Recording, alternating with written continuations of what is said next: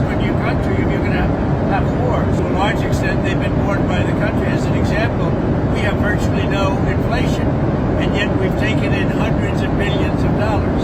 So we've taken in hundreds of billions of dollars. We've used tariffs to stop wars.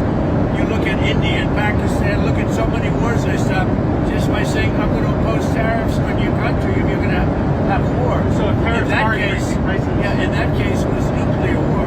And I stopped it by using tariffs. But oftentimes, and to a large extent, the countries themselves pick up the tab. The companies pick up the tab. And I find that based on inflation, I mean, we have virtually no inflation. When I inherited the country from Sleepy Joe Biden, the inflation, it was the highest inflation in the history of our country, or at least 48 years. They used 48. I say it was the history. We have now a low inflation, going to be very soon even lower. But we'll get some of the prices down a little bit, which will bring them down to a new level. How much of the tab is being picked up by Americans? I think very little. I mean, I really think very little. If you look at it, and when you add the trillions of dollars that our country is making, when you add the fact that I'll be giving back $2,000 or so to middle-income people, low-income people, everybody but the rich will be giving $2,000 back, and you add that in.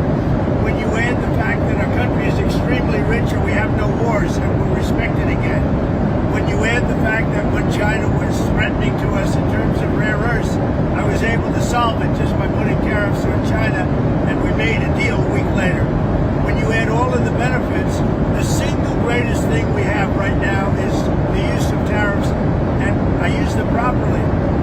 For years they've been used against us, and I think, whether you call them tariffs or anything else, if you didn't use them, you really would have an unguarded disaster in your hands. Will those $2,000 payments, will that be inflationary? Because previously Republicans have said that sending money to people, like under Biden, Yeah, well, the difference is this is money earned as opposed to money that was made up. That money was made up. Biden gave, like, the Inflation Reduction Act, which did not reduce inflation, and it wasn't meant to, and they admitted it was a phony name. But they spent hundreds of billions of dollars on a fake deal called the Inflation Reduction Act. That was made up money. When I pay people $2,000 each for low and moderate income and middle income people, everybody but the rich get this.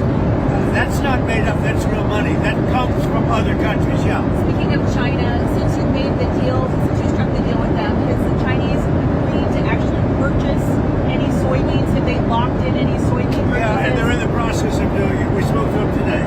They're in the process of doing not only a little bit, but they'll be doing a lot of soybean purchase. Do you know when? In the spring? It's starting. Before then, I think before. Okay. It's starting. They'll be buying a lot of soybeans, but really, Jennifer, a lot of everything else. If you like this video, then like, share and subscribe to Mirror Now.